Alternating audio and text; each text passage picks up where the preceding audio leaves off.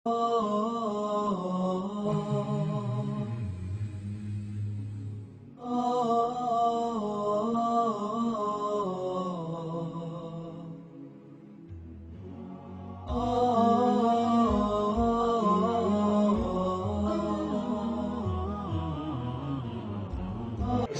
عليكم ورحمة الله وبركاته.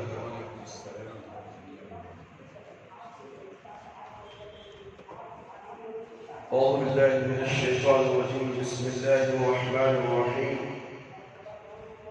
إن الحمد لله نحمده ونستعينه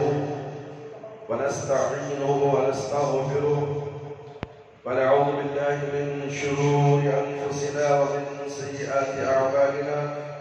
من يهده الله فلا مضل له ومن يضلل فلا هادي له. وأشهد أن لا إله إلا الله وحده لا شريك له وأشهد أن محمدا عبده ورسوله.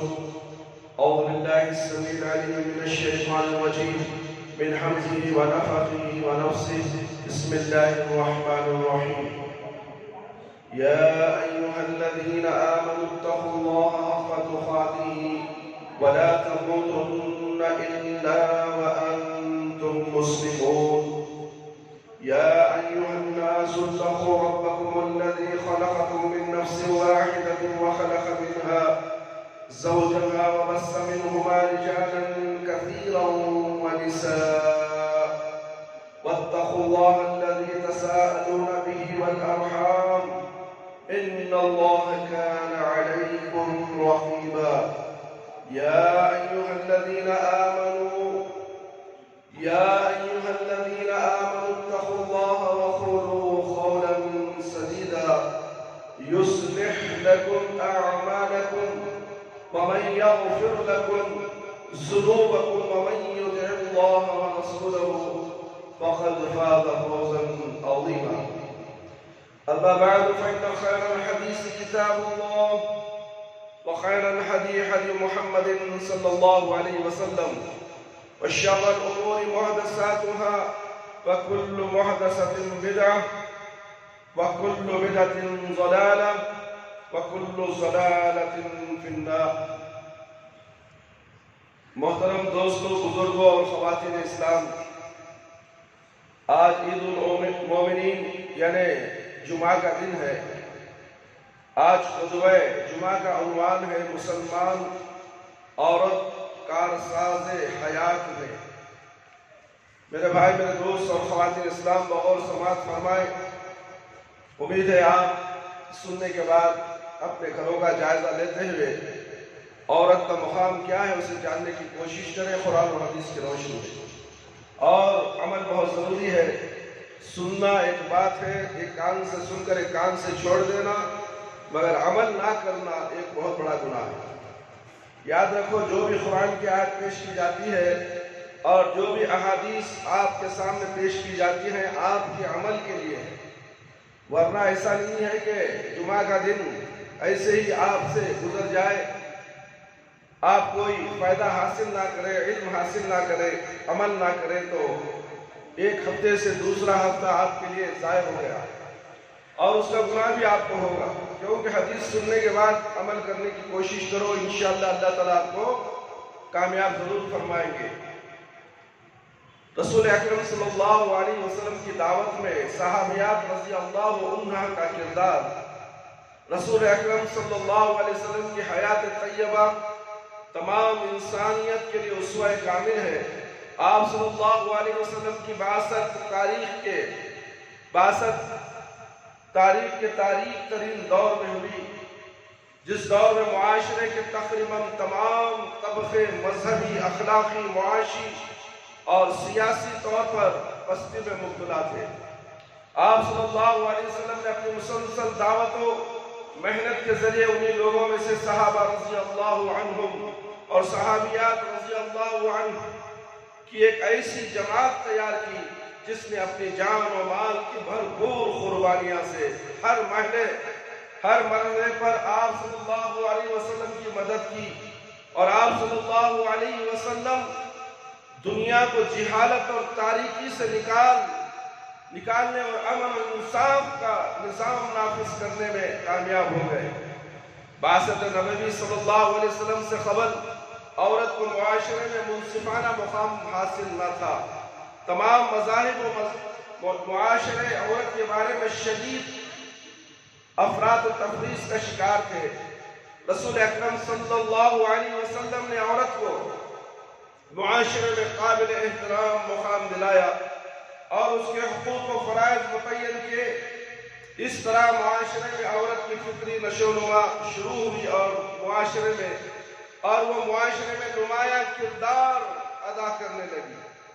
رسول اکرم صلی اللہ علیہ وسلم کی دعوتی زندگی میں جہاں مردوں نے بے شمار قربانیوں کے ذریعے آپ صلی اللہ علیہ وسلم کی مدد کی، وہاں عورتیں بھی ان سے پیچھے نہیں رہیں اور ان کا کردار آغاز وحی سے لے کر اسلامی انقلاب کی کامیاب تکمیل تک تاریخ اسلام میں نمایاں طور پر نظر آتا ہے۔ سب سے پہلے عورت ہی یعنی خدیجہ رضی اللہ عنہا ہی آپ صلی اللہ علیہ وسلم پر ایمان لاتی ہے۔ پریشانی کے عالم میں آپ کو تسلی دیتی ہے اور اپنے مال کے ذریعے آپ صلی اللہ علیہ وسلم کو فکر معاش سے آزاد کراتی ہے۔ اللہ اکبر، اللہ اکبر۔ غلام اور کنیز آپ صلی اللہ علیہ وسلم کی خدمت کے لیے وقف کرتی ہے۔ جب کفار آپ صلی اللہ علیہ وسلم کو زخمی کرتے ہیں تو وہ مرہم پٹی کرتی ہے اور آرام پہنچاتی ہے۔ ایک دفعہ عائشہ رضی اللہ عنہا رسول اللہ صلی اللہ علیہ وسلم سے خدیجہ رضی اللہ تعالیٰ عنہ کے ساتھ شدید لگاؤ کی وجہ پوچھی تو آپ صلی اللہ علیہ وسلم نے فرمایا، جب لوگوں نے میری تکذیب کی، مجھے جھٹلایا تو اس نے میری تصدیق کی۔ جب لوگ کافر تھے تو وہ اسلام لائی، جب میرا کوئی مددگار نہیں تھا، معاون نہیں تھا تو انہوں نے مال کے ذریعے میری مدد کی۔ اسے مسند احمد نے روایت کی ہے، خدیجہ رضی اللہ تعالیٰ عنہ کے اس روشن کردار کی وجہ سے رسول اکرم صلی اللہ علیہ وسلم نے ان کو ایسے گھر کی بشارت دی جو موتی کا ہوگا اور جس میں شور و غل اور محنت و مشقت نہ ہوگی۔ اللہ اکبر۔ یہ صحیح بخاری کی روایت ہے میرے بھائی اور دوست۔ انسانی زندگی میں رفیق حیات کی اہمیت سے انکار ممکن نہیں۔ جب خدیجہ رضی اللہ عنہ وفات پاتی ہے تو خولہ بنت حکیم رضی اللہ عنہ رسول اللہ صلی اللہ علیہ وسلم کی تنہائی اور مشکلات کا بر وقت احساس کرتی ہے اور رسول اللہ صلی اللہ علیہ وسلم کے لیے دوسری شادی کا بندوبست کرتی ہے۔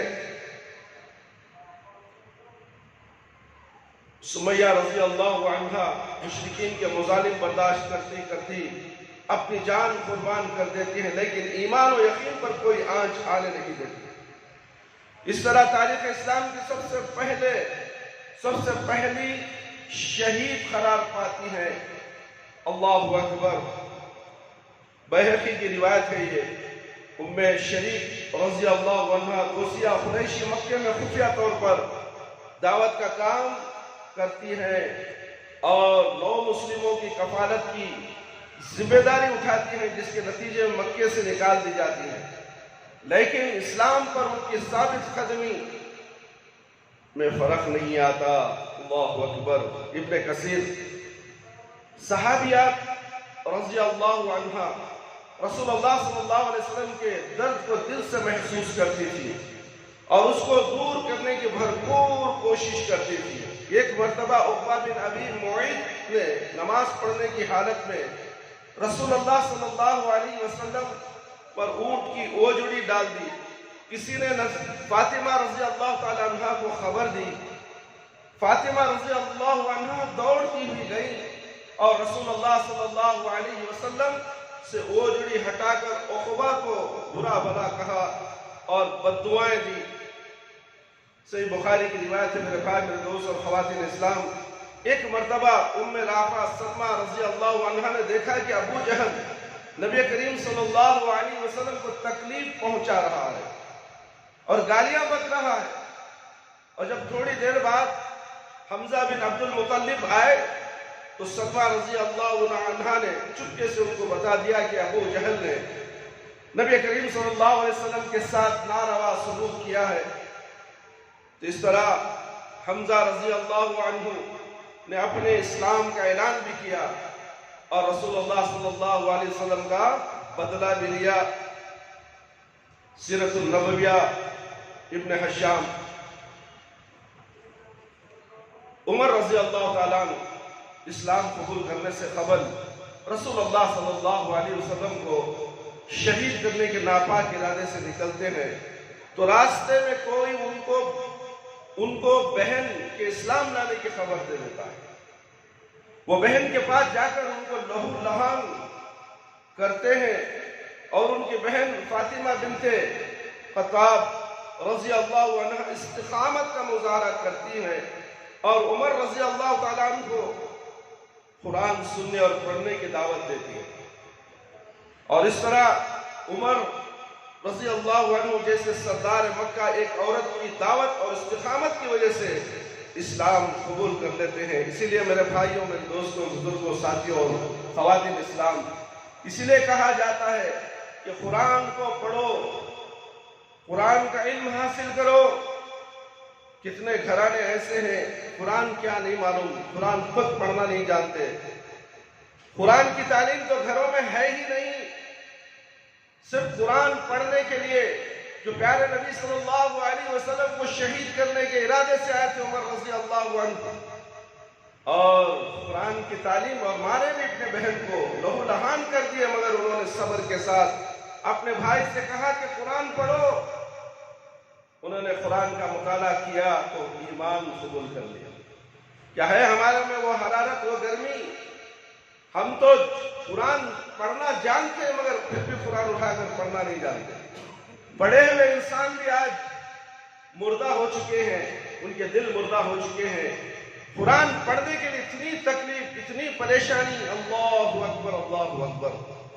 حفاظ تو ہیں ایسے رٹ رٹائے حافظ بھی موجود ہیں، اگر وہ ایک مرتبہ دو مرتبہ پڑھیں گے تو ہی سنائیں گے مگر ویسے ہی سنا نہیں سکتے. آج کے حافظوں کا حفظ اتنا کمزور ہے، اتنا کچا ہے. اللہ اکبر، اسباق یاد نہیں آتے، اس لیے کہ آج دنیا کے خرافات ان کے ذہنوں میں گھس چکے ہیں. انٹرنیٹ آ چکا ہے، ہاتھوں میں موبائل، بڑے بڑے موبائل آ چکے ہیں، جس کی وجہ سے یہ بچے بھی اب اسباق یاد کرنے سے مجبور ہو چکے ہیں. ان کے دماغ مجبور ہو گئے. اللہ اکبر، اللہ اکبر. سوچو، قرآن پڑھنے کی وجہ سے صحابہ کے دور میں ایمان لا لیتے تھے قرآن سن کر. آج قرآن سمجھ کر بھی ایمان نہیں لاتے. جب ہجرت سے کچھ عرصہ قبل تمام قبائل عرب رسول اکرم صلی اللہ علیہ وسلم کو شہید کرنے کا منصوبہ بناتے ہیں. رقیقہ بنت ابی سیفی رضی اللہ عنہ رسول اللہ صلی اللہ علیہ وسلم کو سازش سے خبردار کرتی ہیں تاکہ رسول اکرم صلی اللہ علیہ وسلم بچاؤ کا بندوبست کر دیں. میرے بھائی، میرے دوست، جب رسول اللہ صلی اللہ علیہ وسلم خفیہ طور پر مدینے سے نکل جاتے ہیں تو اسماء رضی اللہ عنہ باوجود سخت دباؤ کے اس راز کی حفاظت کرتی ہے. سیرت النبیہ ابن کثیر. ام سلیم رضی اللہ عنہ اپنے شوہر مالک سے اس بنا پر علیحدگی اختیار کرتی ہے کہ وہ مسلمان نہیں تھا. اللہ اکبر، مسلمان نہیں تھا، اس کے الگ. آج کتنے لوگ ایسے ہیں، شوہر مسلمان ہے، عورت ہندو ہے، کافر ہے، مشرکہ ہے، پھر بھی رشتے چل رہے ہیں. میرے بھائی، میرے دوست، یہ تمام چیزیں غور و فکر کرنے کی ہیں. یہاں دیکھیے، ام سلیم نے اپنے شوہر مالک سے اس بنا پر علیحدگی اختیار کر لی کہ وہ مسلمان نہیں تھا. اس طرح جب دوسری شادی کے لیے ابو طلحہ خواہش کا اظہار کرتے ہیں تو نکاح کے لیے اسلام کی شرط پیش کرتی ہے اور عقلی دلائل سے ان کو اسلام کی دعوت دیتی ہے اور اس طرح ان کو مسلمان بنا کر ہی شادی کرتی ہے۔ اللہ اکبر۔ اور جب ان کے بیٹے انس بن مالک رضی اللہ عنہ بڑے ہوتے ہیں تو ان کو رسول اکرم صلی اللہ علیہ وسلم کی خدمت کے لیے وقف کرتی ہیں۔ صحیح بخاری کی روایت ہے میرے بھائی میرے دوست،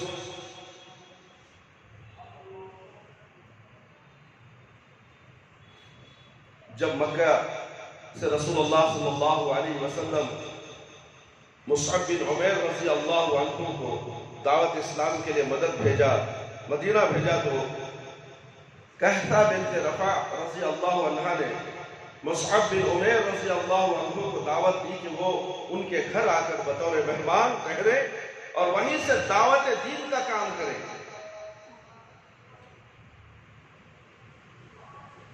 راہ الہی میں چاہے حبشہ کی طرح ہجرت ہو یا مدینے کی طرف بیت عقبہ ہو یا بیت رضوان، صحابیات رضی اللہ عنہم ہر موقع اپنا کردار ادا کرتی رہی ہے۔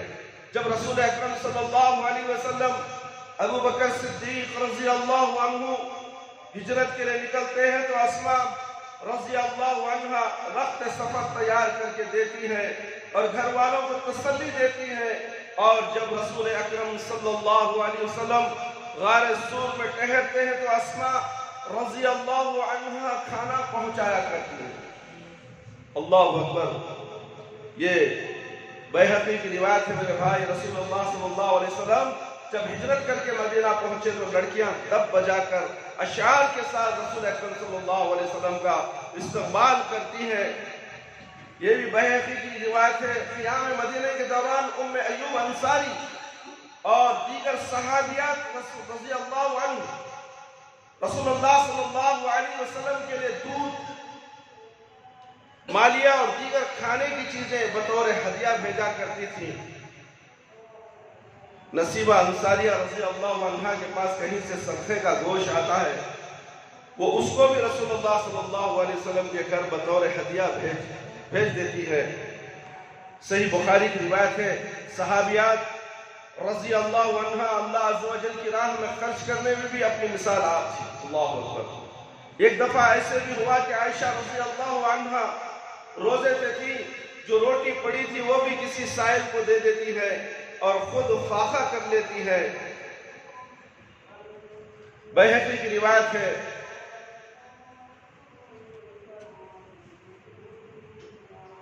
نصیبہ انصاریہ صحابیات میں اللہ عز و جل کی راہ میں خرچ کرنے میں بھی بڑی مثال قائم کی ہے۔ صحابیات نے زینب بنت حجش رضی اللہ عنہ کے پاس عمر رضی اللہ عنہ سالانہ نفقہ بھیجتے، وہ دیکھے بغیر سب کا سب اللہ کی راہ میں خرچ کر دیتی ہے۔ اللہ اکبر۔ یہاں جمعہ میں اعلان ہوتا ہے فلانے ذمہ داریاں ہی خرچ کرنے کے لیے دل نہیں ہوتا۔ یہاں دیکھیے وظیفہ اللہ کے نبی صلی اللہ علیہ وسلم نے بھیجا، پورا کا پورا صدقہ کر دیا اللہ کی راہ میں۔ اللہ کی راہ میں خرچ کرو تاکہ تمہیں وہ واپس ملے، وہ قرض حسنہ ہے۔ کیوں اتنی بخیلی کرتے ہو؟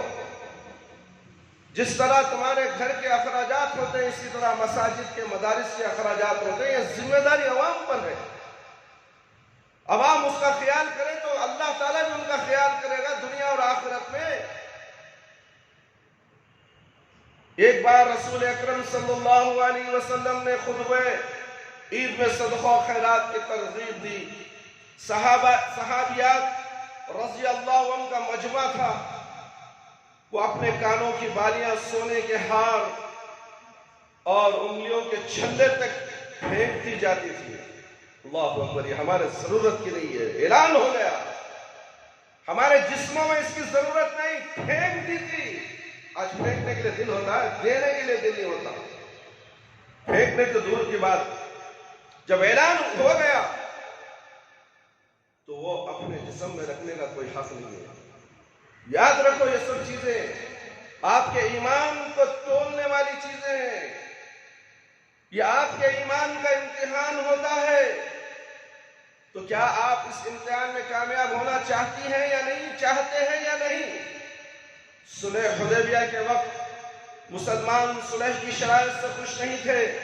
رسول اکرم صلی اللہ علیہ وسلم نے معاہدہ کرنے کے بعد جب صحابہ رضی اللہ عنہم سے احرام کھولنے اور قربانی کرنے کو کہا تو جذباتی عالم میں سب پریشان ہو گیا، فوراً عمل درآمد نہ ہو سکا۔ آپ صلی اللہ علیہ وسلم خیمے میں تشریف لے گئے اور سلمہ سے مشورہ کیا۔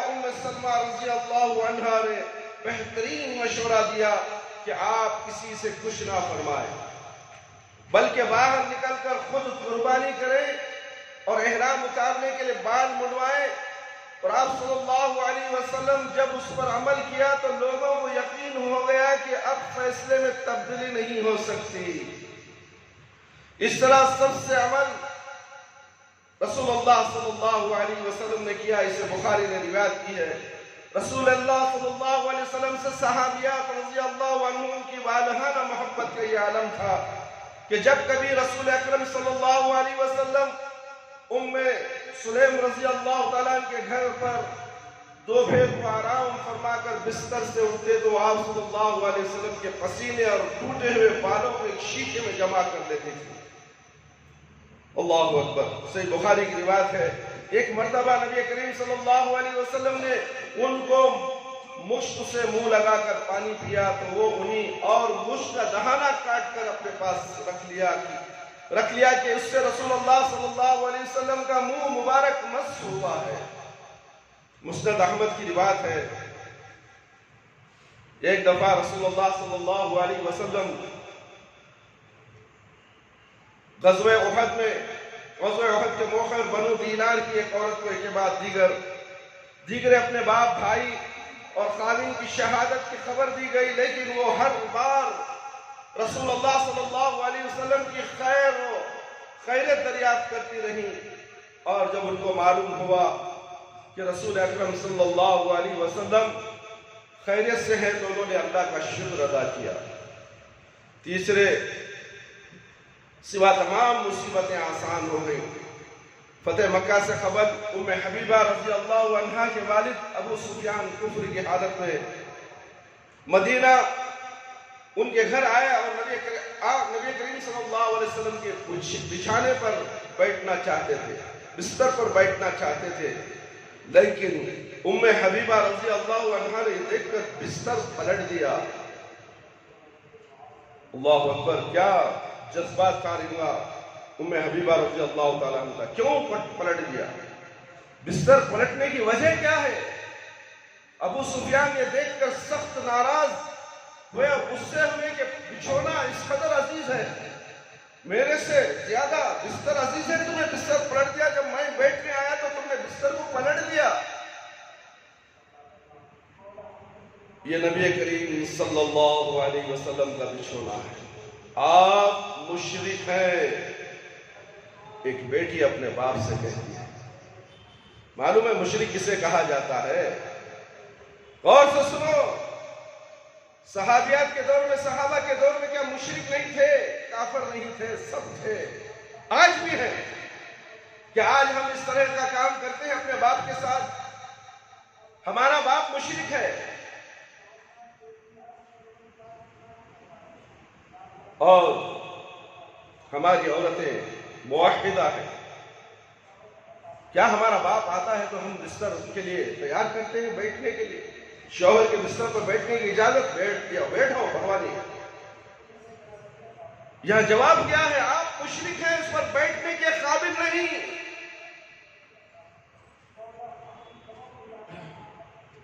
اللہ اکبر۔ ابن کثیر سیرت النبویہ، ابن کثیر میں اس کا ذکر ہے اور بیہقی میں بھی اس کا ذکر ہے۔ یہ صحابیات کی رسول اللہ صلی اللہ علیہ وسلم سے محبت اس حدیث کا عملی نمونہ ہے، جس میں رسول اللہ صلی اللہ علیہ وسلم نے فرمایا تم میں سے کوئی مومن نہیں ہو سکتا جب تک وہ مجھ سے اپنے والد، اپنے بیٹے، بیٹیوں اور تمام لوگوں سے بڑھ کر محبت نہ کرے۔ بیٹوں کی محبت میں، بیٹیوں کی محبت میں پیارے نبی صلی اللہ علیہ وسلم کی باتوں کو پس پش ڈال دیا جاتا ہے۔ بات دیکھا جائے گا، یہ تو کتابوں کی باتیں، ملا مولوی کی باتیں۔ معمولی سمجھ کر پیارے نبی صلی اللہ علیہ وسلم کو باتوں کو نظر انداز کرنے والے اے مسلمان قوم،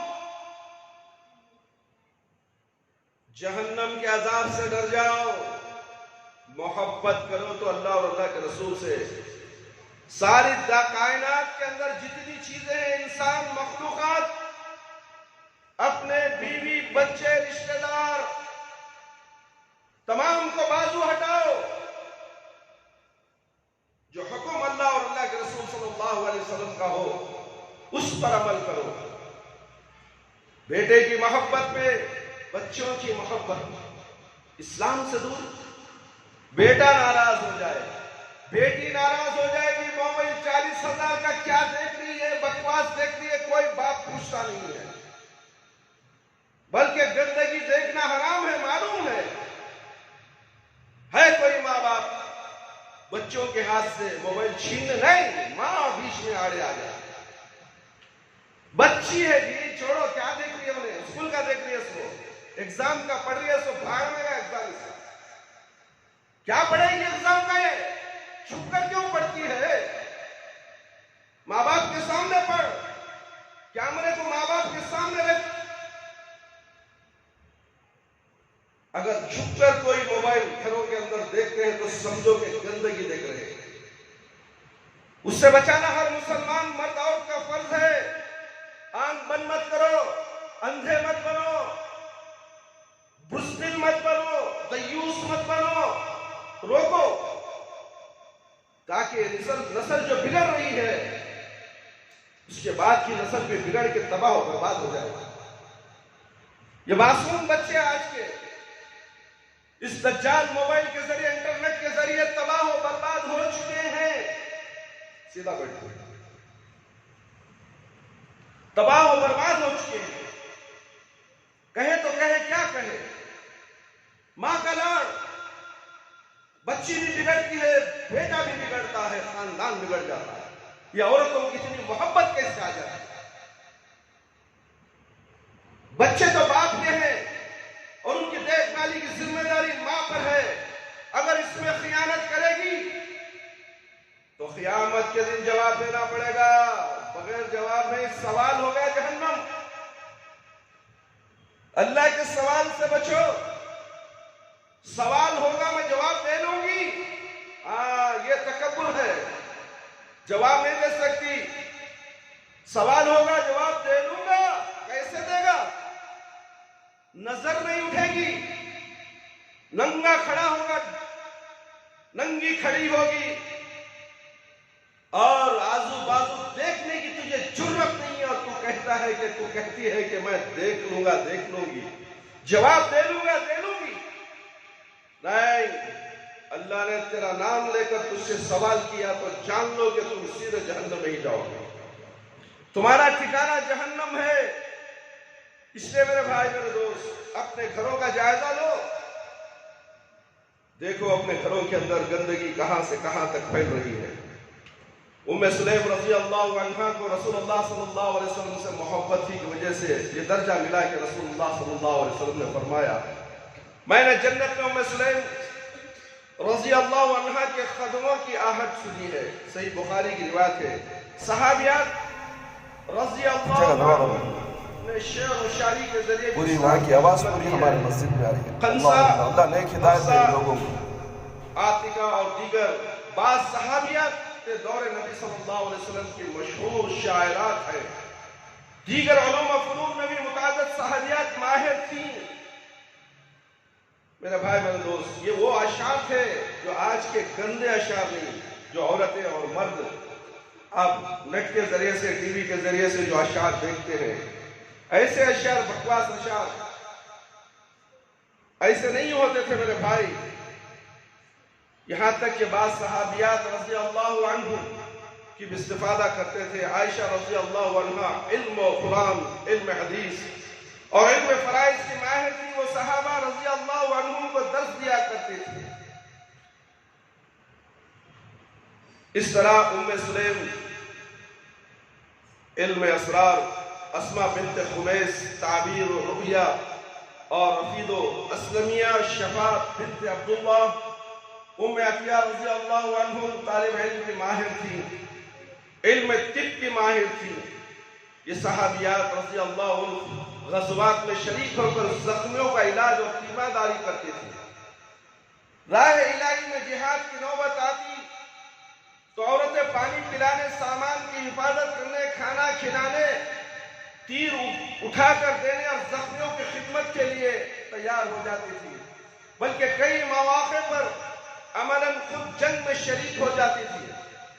صحیح بخاری کی روایت ہے، غزوہ خندق کے موقع پر صفیہ رضی اللہ عنہ نے قلعے سے باہر نکل کر یہودی کا سر کاٹ دیا اور پھر اس کو یہودیوں کی طرف پھینک دیا تاکہ وہ مرعوب ہو جائیں اور قلعے کو محفوظ سمجھ کر حملہ نہ کر سکے۔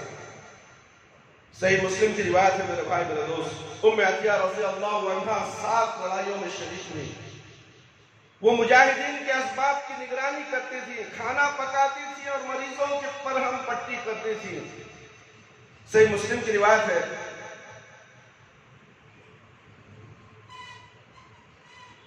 ربیع بنت معوذ رضی اللہ عنہ کا بیان ہے کہ ہم غزوات میں شریک ہوتی تھی، مجاہدین کو پانی پلاتی تھی، ان کی خدمت کرتی تھی اور مدینے تک زخمی اور لاشوں کو اٹھا کر لاتی تھی۔ اللہ اکبر۔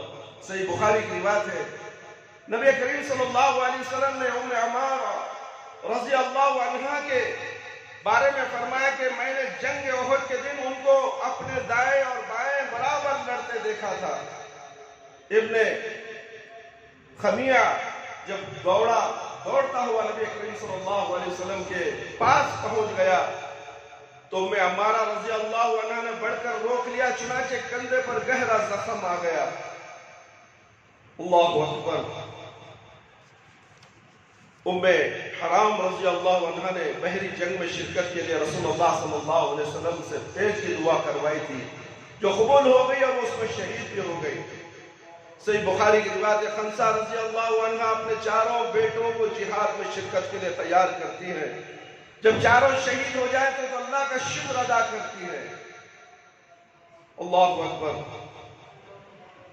جب مسلمان غزوہ احد میں شکست کھا کر پیچھے ہٹے تو ام ایمن رضی اللہ عنہ ان کے چہروں پر مٹی پھینکنے لگی اور کہہ رہی تھی کہ یوں تو اپنی عورتوں سے باتیں کرو گے، اٹھاؤ اپنی تلواریں، چلو۔ اس دن صفیہ رضی اللہ تعالی عنہ اپنے نیزے کو ہاتھ میں لے کر ان کے چہروں کی طرف مار رہی تھی کہ تم شکست کھا کر رسول اکرم صلی اللہ علیہ وسلم کو چھوڑ کر بھاگ رہے ہو۔ ام سلمہ سلیم رضی اللہ تعالیٰ عنہ غزوہ حنین میں ایک خنجر لیے شریک تھی اور رسول اللہ صلی اللہ علیہ وسلم سے مطالبہ کر رہی تھی کہ مکے کے جو لوگ جنگ سے فرار ہو گئے ہیں ان کو قتل کرنے کا حکم دیجئے۔ جب حجاج بن یوسف کی فوج نے عبداللہ بن زبیر رضی اللہ عنہ کا محاصرہ کیا تو انہوں نے اپنی والدہ اسماء رضی اللہ عنہ سے مشورہ کیا۔ اسماء رضی اللہ عنہ نے فرمایا، بیٹا، قتل کے خوف سے ذلت آمیز صلح بہتر نہیں، قتل کے خوف سے ذلت آمیز صلح بہتر نہیں، کیونکہ عزت کے ساتھ تلوار کی ضرب کھا لینا ذلت کے ساتھ کوڑے کھانے سے بہتر ہے۔ اور دشمن کی طرف سے مسئلہ کیے جانے کے اندیشے کے جواب میں فرمایا، جب بکری کو ذبح کر دیا جائے تو اس کے بعد کھال اتارنے سے کوئی نقصان نہیں پہنچتا۔ پھر جب حجاج نے زبیر رضی اللہ عنہ کو سولی پر لٹکایا تو 3 دن کے بعد لٹکی ہوئی لاش کے پاس آئی اور فرمایا، کیا اس شہ سوار کا ابھی گھوڑے سے اترنے کا وقت نہیں آیا؟ اس سے پہلے اسماء رضی اللہ عنہ اپنے بیٹے عبداللہ بن زبیر رضی اللہ تعالیٰ عنہ کو ایسے اشعار سناتی تھی جو ان میں بہادری اور جواں مردی پیدا کرتے تھے۔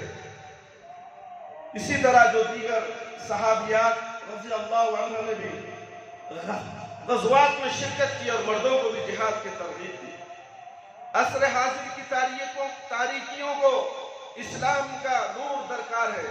اسلام کی نشاط ثانیہ کے لیے مردوں کے ساتھ عورتوں کے بھی بھرپور کردار کی ضرورت ہے، کیونکہ وہ معاشرے کا نصف حصہ ہے۔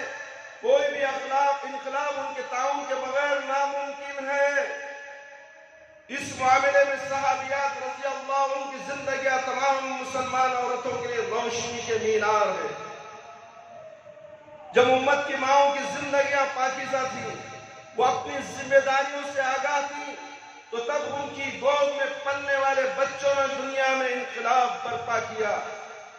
آج کی ماؤں کی گود میں پلنے والے بچے بغاوت کرتے ہیں، نافرمانیاں کرتے ہیں، گالی گلوچ، دین سے دور، قرآن سے دور، نمازوں سے دور، اسلامی احکامات اور اسلامی شریعت سے دور، دنیا کے خرافات کے قریب، انٹرنیٹ کے قریب، ٹی وی دیکھنا، مزاحیہ پروگرام دیکھنا۔ آج کی یہ نسل کیوں؟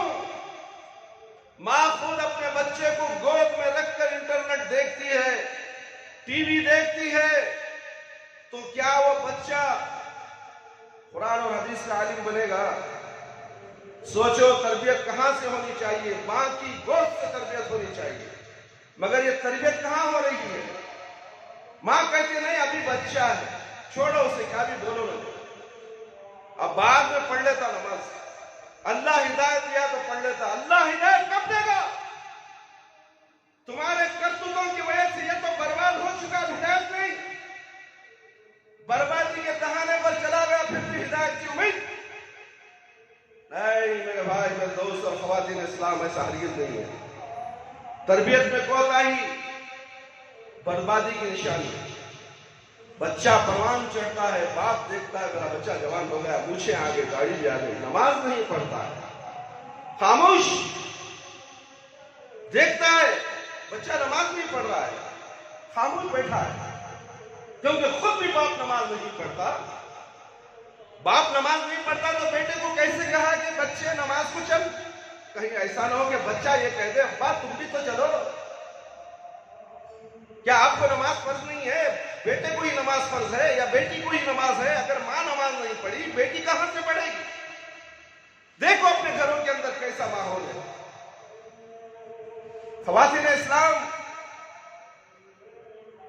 گھر سے تربیت ہوتی ہے، اسی لیے ہم ہر جمعہ کو اب خواتین اسلام کی تربیت کے لیے صحابیات کے واقعات کو چن کر آپ کے سامنے پیش کر رہے ہیں۔ اے گھروں میں رہنے والی خواتین اسلام، آئیے مسجد میں۔ اس جمعہ سے خواتین اسلام کے لیے مسجد کے دروازے کھل چکے ہیں۔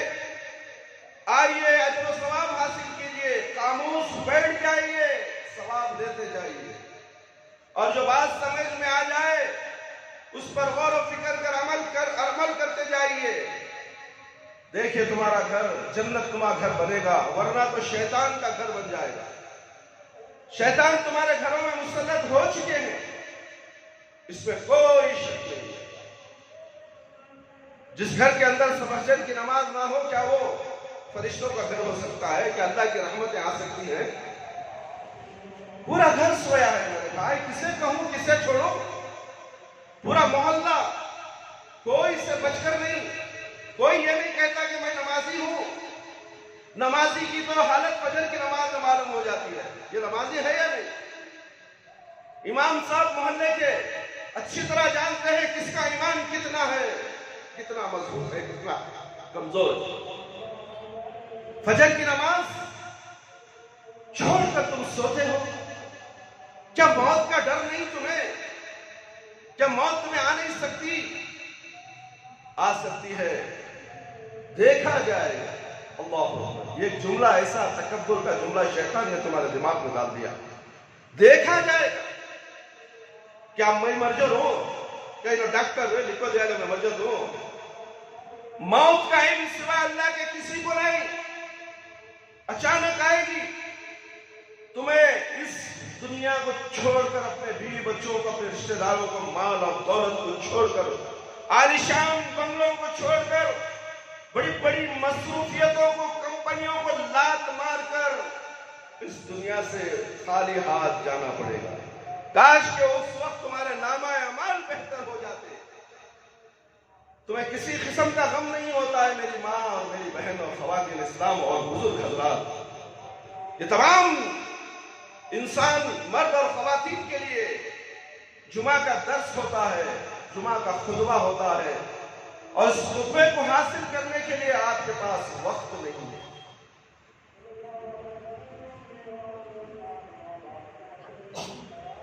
عصر حاضر کی تاریکیوں کا اسلام کا نور درکار ہے۔ اسلام کی نشاط ثانیہ کے لیے مردوں کے ساتھ عورتوں کے بھی بھرپور کردار کی ضرورت ہے، کیونکہ معاشرے کا نصف حصہ ہے۔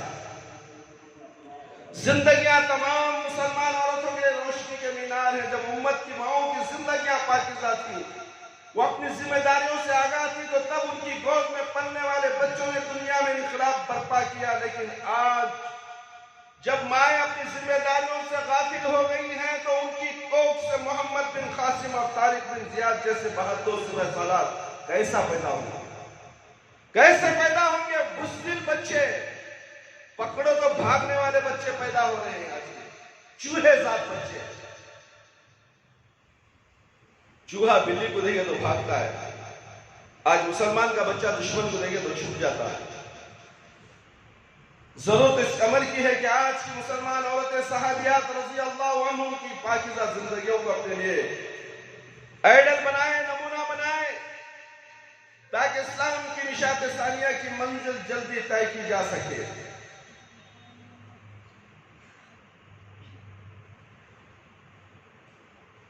اللہ رب العالمین کا ارشاد گرامی ہے مسلم خواتین کے پیشے دور رسالت میں،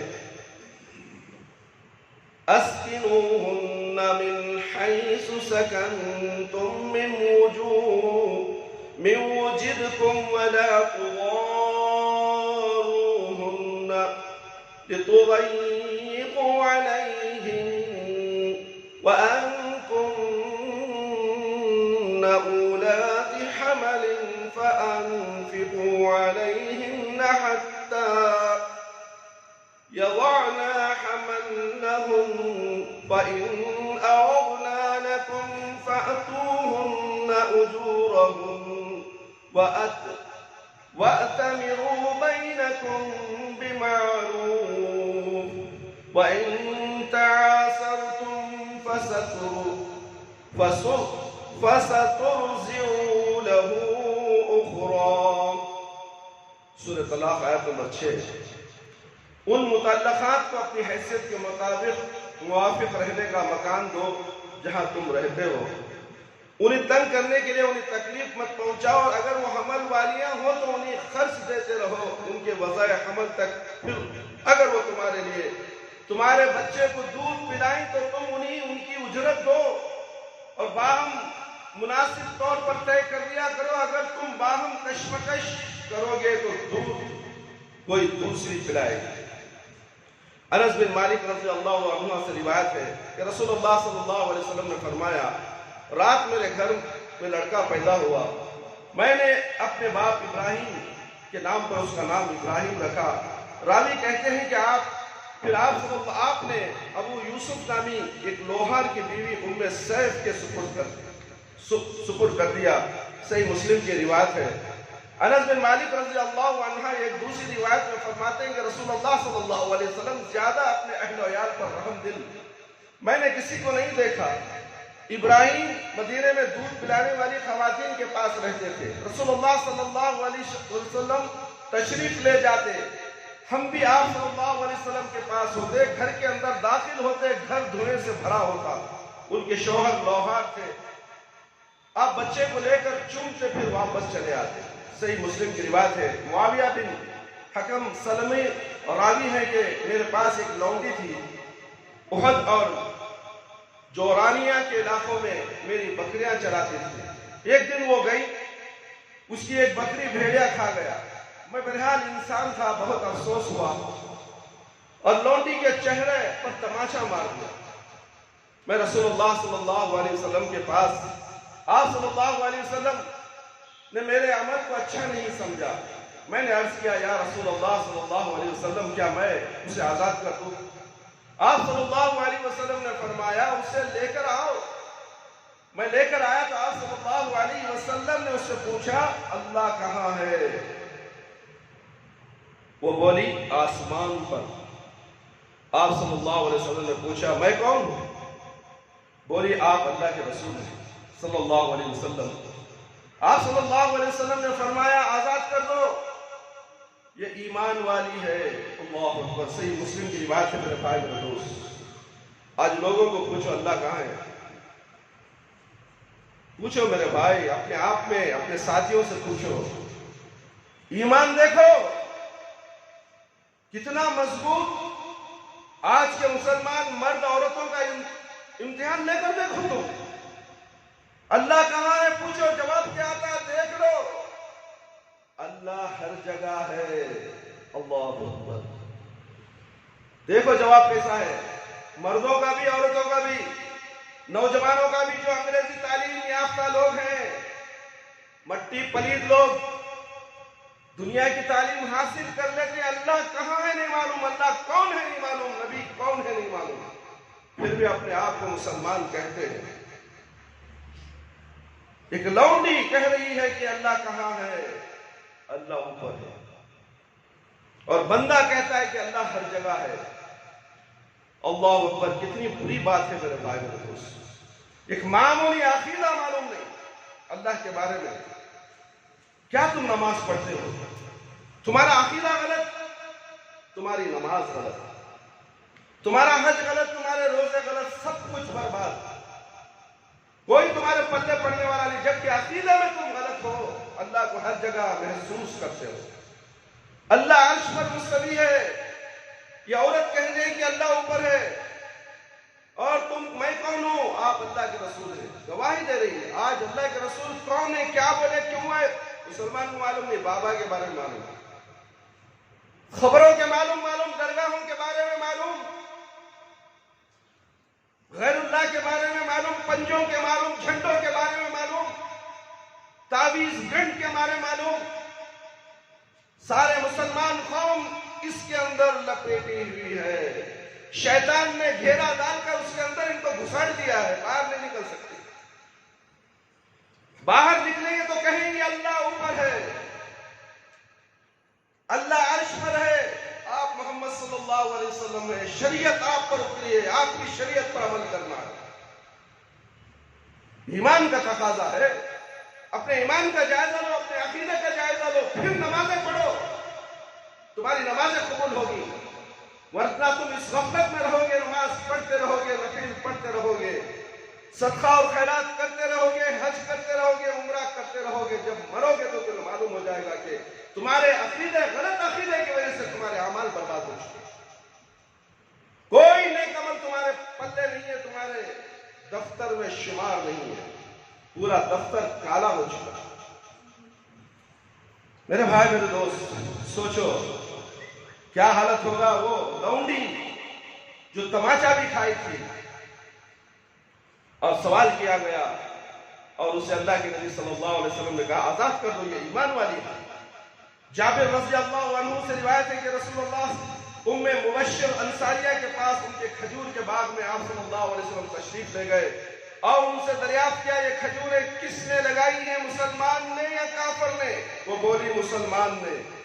آپ صلی اللہ علیہ وسلم نے فرمایا جو بھی مسلمان کوئی درخت لگائے یا کھیتی کرے پھر اس میں سے کوئی انسان یا جانور یا کوئی اور کچھ کھا لے تو وہ اس کے لیے صدقہ ہے۔ اللہ اکبر، صحیح مسلم کی روایت ہے۔ سعد بن سہل رضی اللہ عنہ بیان فرماتے ہیں کہ عورت ایک چادر لے کر آئی، آپ صلی اللہ علیہ وسلم نے فرمایا تم لوگ جانتے ہو بردہ مخصوص چادر کیسی ہوتی ہے؟ عرض کیا گیا چادر کے کناروں میں بناوٹ ہوتی ہے۔ عورت نے کہا یا رسول اللہ صلی اللہ علیہ وسلم میں نے اسے اپنے ہاتھوں سے بنا ہے۔ صحیح بخاری کی روایت ہے رسول اللہ صلی اللہ علیہ وسلم نے اپنے مسجد کے قریب رفیدہ رضی اللہ عنہ کے خیمے میں سعد رضی اللہ عنہ کو ٹھہرایا، وہ خاتون زخمیوں کا علاج کرتی تھی۔ آپ صلی اللہ علیہ وسلم نے فرمایا انہیں اس کے خیمے میں رکھو تاکہ قریب سے میں عیادت کروں۔ بخاری کی روایت ہے میرے بھائی، ام عطیہ رضی اللہ عنہ کی حدیث کہ ہم سب زخمیوں کا علاج اور مریضوں کی تیمہ داری کرتی تھی، اور اس کی شرح میں شارحین تحریر فرماتے ہیں کہ حدیث سے دیگر فوائد کے ساتھ یہ بھی ثابت ہوتا ہے کہ عورت پیش کرنے کا کام اور بدن سے دور رہ کر علاج، لیکن اگر ضرورت ہو تو فتنے کا بھی اندیشہ نہ ہو تو اس شرط کے بغیر بھی علاج کر سکتی ہے۔ فتح الباری ابن حجر اسما بنت ابو بکر رضی اللہ عنہ بیان فرماتی ہیں، عہد نبوی میں سورج گرہن ہوا، میں ضروری کام نپٹا کر مسجد چلی آئی۔ دیکھیں آج عورتوں کو مسجد سے آنے روکتی، مولویاں، مفتیاں، ہم کہتے ہیں کہ مسجد کو عورت آئے گی۔ اللہ کے نبی صلی اللہ علیہ وسلم کے زمانے میں عورتیں مسجد آیا کرتی تھیں۔ اے خواتین اسلام، کیا آپ جمعہ کے لیے 1 گھنٹہ مسجد نہیں آ سکتی؟ اے عمر رسیدہ عورتیں، مسجد میں 1 گھنٹہ بیٹھیں، کھانا ہونا تیار کریں، خود بھی کھا لیں، اس لیے کہ اس مسجد میں 2:30 بجے نماز ختم ہوتی ہے۔ تو کھانا ہونا تیار کر کے اپنے دیگر نوجوانوں کے لیے تیار کر کے رکھے، وہ جہاں مسجد جلد نماز ہوتی ہے وہ کھا کر چلے جائے، مگر تم تو عمر رسیدہ ہو، تمہیں مسجد میں آنا ضروری ہے اور نماز پڑھنا بھی ہے اور بیان بھی سننا، تاکہ بہت سے چیزوں کا تمہیں علم ہو۔ پیارے نبی صلی اللہ علیہ وسلم کیا بتایا، اللہ نے کیا کہا، تمہارا گھر کیسا ہو، جنت والا ہو یا جہنم والا ہو، تمہارا شوہر کیسا ہو، تمہارے بچے کیسے ہو، گھر کا ماحول کیسا ہو، رشتہ دار کیسے ہو، تمام چیزوں کو ایک جمعہ سے جمعہ کے دن بیان کیا جاتا ہے، اور عورتیں اکثر اس سے محروم ہوتی ہیں اور ٹی وی کی نظر ہو کر بیٹھ جاتی ہیں۔ میرا ضروری کام نپٹا کر مسجد چلی آئی، رسول اللہ صلی اللہ علیہ وسلم نماز میں کھڑے تھے، میں بھی شامل ہو گئی۔ میرے بھائی، یہ مسلم کی حدیث ہے، جاؤ ان ملا مولوی کو دکھاؤ، مسجد میں نماز پڑھا رہے نبی کریم صلی اللہ علیہ وسلم، صحابیہ مسجد میں کھڑی ہو گئی نماز کے لیے آ کر۔ رسول اللہ صلی اللہ علیہ وسلم نماز میں کھڑے تھے، میں بھی شامل ہو گئی، آپ نے طویل قیام فرمایا، یہاں تک کہ مجھے بیٹھ جانے کا خیال ہوا، کیونکہ عورت کمزور ہوتی ہے نا، بیٹھنے کا خیال ہوا۔ اپنی بغل میں ایک کمزور خاتون کو کھڑا دیکھ کر میں نے سوچا کہ یہ مجھ سے کمزور ہے، مجھے بھی کھڑا رہنا چاہیے۔ کمزور خاتون کو دیکھا، وہ کھڑی ہوئی ہے اور میں تو اس سے طاقتور ہوں، میرا خیال آیا کہ میں بیٹھ جاؤں، نہیں، اسے دیکھ کر وہ کھڑی رہی۔ پھر آپ نے رکوع کیا اور دیر تک رکوع میں رہے، پھر سر مبارک اٹھایا اور اتنی دیر تک کھڑے رہے۔ اسی دوران کوئی شخص آتا تو محسوس کرتا ہے کہ ابھی آپ نے رکوع کیا ہی نہیں۔ رسول اللہ صلی اللہ علیہ وسلم جب فارغ ہوئے تو سورج صاف ہو چکا تھا، آپ صلی اللہ علیہ وسلم کھڑے ہو کر خطبہ دیا، اللہ کی حمد و ثنا بیان کی اور خطبہ دیا۔ صحیح بخاری مسلم کی روایت ہے۔ فاطمہ بنت قیس بیان کرتی ہیں کہ مسجد میں آئے، رسول اللہ صلی اللہ علیہ وسلم کے ساتھ نماز ادا کی، نماز سے فارغ ہو کر رسول اللہ صلی اللہ علیہ وسلم منبر پر تشریف لائے اور مسکراتے ہوئے فرمایا، ہر شخص اپنی جگہ پر رہے۔ پھر فرمایا، جانتے ہو میں نے تم لوگوں کو کیوں روکا ہے؟ لوگوں نے عرض کیا، اللہ اس کے رسول ہی بہتر جانتے ہیں۔ فرمایا، الہی میں نے کسی ترغیب یا ترہیب کے لیے تم لوگوں کو نہیں روکا، بلکہ بات یہ ہے کہ تمیم داری نصرانی تھے، انہوں نے بیعت کی، اسلام قبول کیا اور مسیح دجال کے بارے میں مجھے وہی باتیں بتائیں جو میں تمہیں بتایا کرتا تھا۔ صحیح مسلم کی روایت ہے، ربیع بنت معوذ بن افرا رضی اللہ عنہ فرماتی ہے کہ عاشورے کی دوسری صبح کو انصار کے محلوں میں رسول اللہ صلی اللہ علیہ وسلم سے اعلان کروایا کہ جو شخص کھا پی چکا ہو، دن کے بقیہ حصے میں نہ کھائے، جو روزے سے ہو روزہ پورا کرے۔ عاشورے کے بعد ہم لوگ روزہ رکھتے تھے اور اپنے بچوں کو بھی روزہ رکھواتے تھے اور ان کے لیے اونٹ کے کھلونے بناتے اور نماز کے لیے ہم مسجد چلے جاتے، بچے جب کھانا مانگتے تو انہیں کھلونے دے کر بہلاتے یہاں تک کہ وہ روزہ مکمل کر لیتے۔ صحیح مسلم کی روایت ہے۔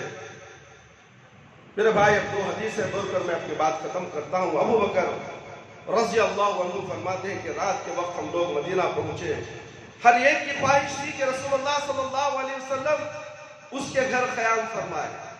رسول اکرم صلی اللہ علیہ وسلم نے عبد المطلب کے رشتہ دار بنو نجار کے ہاں قیام فرمایا۔ مدینے کے مرد عورت چھتوں پر چڑھ گئے اور بچے و خدام راستوں پر پھیل گئے، آواز لگانے لگے، یا محمد یا رسول اللہ صلی اللہ علیہ وسلم. صحیح مسلم کی روایت ہے میرے بھائی میرے دوست. ام عطیہ رضی اللہ عنہ فرماتی ہے ہمیں حکم تھا کہ عید کے دن ہم خود بھی نکلے اور پردہ نشین عورتوں اور حیض میں مبتلا خواتین کو بھی لے کر جائیں اور مردوں کے پیچھے رہے اور تکبیر و دعا میں شریک ہوں اور اس دن کی برکت و پاکیزگی حاصل کرے. اللہ اکبر. صحیح بخاری کی روایت ہے. سنا آپ نے؟ پوچھو جا کے کس سے؟ تمہارے ملا مولوی سے. یہ لوگ عورتوں کو مسجد کو جانے سے روکتے ہیں, یہاں عیدگاہ کو بھی جانے سے روکتے ہیں. اور عورتوں عیدگاہ کو جانا, حیض والی عورت مسجد میں آ سکتی ہے, دعا میں شامل ہو سکتی ہے, نماز نہیں پڑھتی. حیض اگر ہے تو عیدگاہ بھی جا سکتی ہے, دعا میں شامل ہو سکتی ہے, نماز نہیں پڑھتی. دعا کا اجر و ثواب تو حاصل کر سکتی ہے. کیا اس کا گناہ ہے؟ یہ قدرتی چیز ہے, ہر مہینے اس کے ساتھ ہوتا ہے. تو اسے کیا گھر سے باہر نکال دو گے؟ مسجد سے باہر, مسجد میں جانا نہیں ہے تو گھر میں بھی کیوں رکھتے ہو؟ اللہ کے نبی صلی اللہ علیہ وسلم کھاتے تھے, پیتے تھے, بوس و کنار بھی کرتے تھے. کیا اس سے بڑے ہو گئے تم لوگ؟ اس سے بڑا ہوگا تمہارا ملا مولوی مفتی؟ سوچو تو صحیح, سوچتے کیوں نہیں, غور و فکر کیوں نہیں کرتے؟ دین میں غور و فکر کرنا ہی ہے. اندھے اور بہرے بن کر دین کو قبول مت کرو, اس کو خسارے میں پڑ جاؤ گے, تمہارے اعمال برباد ہو جائیں گے. ملا مولوی کو نبی سمجھ جاؤ گے تم. ملا مولوی نبی نہیں ہو سکتے. نبی اعظم, کائنات کے اعظم نبی پیارے نبی صلی اللہ علیہ وسلم, ان کی بات کو ٹھکراؤ گے, ان کی باتوں کو پسے پوچھ ڈالو گے تو جہنم رسید ہو جاؤ گے. تمہارے اعمال برباد ہو جائے گے. تمہیں عمل میں تو بہت اونچے ہو. نماز تم سے چھوٹتی نہیں, نفل نماز چھوٹتی نہیں, سنت نہیں چھوٹتی, یہاں تک کہ تم قضائے عمری بھی پڑھتے. افسوس ہے. اور تمہارا عقیدہ پیارے نبی صلی اللہ علیہ وسلم کی سنت کے مطابق ہوئی. بہت بڑے عالم, بہت بڑے ملا, عبادت گزار, عابد گزار, عبادت کرنے والے, مگر جیسا نبی صلی اللہ علیہ وسلم نے بتایا ہے ویسا تمہارا عمل نہیں ہے تو عمل اکارت جائے گا, برباد ہو جائے گا. کل قیامت کے دن میدان حشر میں تم کیا کرو گے؟ تمہیں کہہ دیا جائے گا تمہارے اعمال برباد, تمہارا نامہ عمل کالا ہو گیا, سفید نہیں ہے, اور تمہارے دائیں ہاتھ میں دائیں ہاتھ میں تھما دیا جائے گا اور کہا جائے گا جاؤ اوندے منہ, فرشتوں سے کہا جائے گا تو اوندے منہ جہنم رسید کر دو. تو اس وقت کون بچائیں گے تمہیں؟ بابا آئیں گے, مفتی آئیں گے, مولانا آئیں گے, مولوی آئیں گے, مفتی آئیں گے, کون آئیں گے؟ کاش کہ میں دنیا میں عمل کیا ہوتا, کاش کہ میں اللہ اور اللہ کے رسول صلی اللہ علیہ وسلم کی تعلیمات پر عمل کیا ہوتا. یہ ہاتھوں کو اپنے کاٹ لیں گے اور اپنے جسم کو نوچ لیں گے میرے بھائی, ویسا مقام ہوگا وہ قیامت کے دن. عائشہ رضی اللہ عنہ فرماتی ہیں میری والدہ ام رومان میرے پاس آئی, مجھے گھر کے اندر لے گئی. وہاں انصاری خواتین بیٹھی تھی, انہوں خیر و برکت کی دعا دی. والدہ نے مجھے ان کے سپرد کر دیا, انہوں نے مجھے سنوارا. مجھے اس وقت احساس ہوا جب چاش کے وقت رسول اللہ صلی اللہ علیہ وسلم تشریف لائے اور والدہ نے مجھے ان کے سپرد کیا. صحیح بخاری کی روایت ہے میرے بھائی. بہت سی باتیں ہیں قرآن اور حدیث کے تعلق سے, صحابیات اور صحابہ کے تعلق سے. ہم انشاءاللہ ہر جمعہ آپ کے سامنے صحابہ اور صحابیات کے واقعات کو آپ کے سامنے رکھیں گے اور فیصلہ آپ کے ہاتھ میں ہے. عمل کرنا یا نہیں کرنا آپ کے ذمہ ہے. بولنا ہمارا کام ہے, باتوں کو پہنچانا ہمارا کام ہے, دعوت و تبلیغ کا کام ہمارا ہے. ہم اس سے بری ہو جائیں گے, اس لیے کہ کل قیامت کے دن اللہ تعالیٰ ہم کو خطیب کو پوچھے گا کیا تو نے دین کو چھپایا تھا؟ ہم کہیں گے اللہ میں نے نہیں چھپایا. اللہ مجھے بری کر دے گا اور جتنے لوگ سنیں گے وہاں پکڑے جائیں گے. کیوں تم نے قرآن اور حدیث کی باتیں نہیں سنی؟ تمہیں ڈرانے والا نہیں آیا تمہارے پاس، تمہیں سمجھانے والا نہیں آیا تھا؟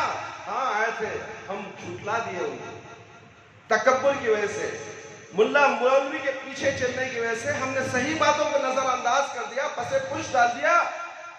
اقرار کریں گے وہاں پر، تو اس لیے وہ دن آنے سے پہلے اس دنیا میں اپنے ایمان کا، اپنے دین کا جائزہ لیجئے، تاکہ تمہارے اعمال صحیح سالم مرنے کے بعد تمہارے ساتھ جائے اور میدان حشر میں اعمال نامہ سیدھے ہاتھ میں اور تم خوش ہو جاؤ گے اور جنت تمہارے سامنے ہوگی، ورنہ تو جہنم، دہکتی ہوئی جہنم، بھڑکتی ہوئی جہنم تمہارے آنکھوں کے سامنے ہوگی اور تمہیں معلوم ہو جائے گا کہ ہم کو جہنم میں جانا ہے۔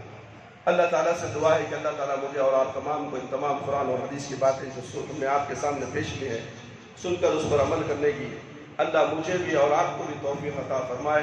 اللہ تعالیٰ میرے اور آپ کے صغیرہ کبیرہ گناہوں کی مغفرت فرما دے۔ اے اللہ ہم سب کو 5 وقت نماز پڑھنے والا بنا دے، ہماری نمازوں میں خشوع اور خضوع عطا فرما، ہماری جائز دعاؤں کو قبول فرما لے۔ اے اللہ شرک سے بچا لے، بدعت سے بچا لے۔ اے اللہ ہم سب کو صراط مستقیم پر چلا دے۔ ہمارے والدین، ہمارے رشتہ دار جو اس دنیا سے جا چکے ہیں، اے اللہ اگر وہ قابل رحم قابل مغفرت ہیں تو ان کی مغفرت فرما دے۔ اے اللہ ہم سب کی بھی مغفرت فرما دے، ہم سب کو بھی جنت الفردوس میں اعلیٰ سے اعلیٰ مقام میں جگہ عطا فرما۔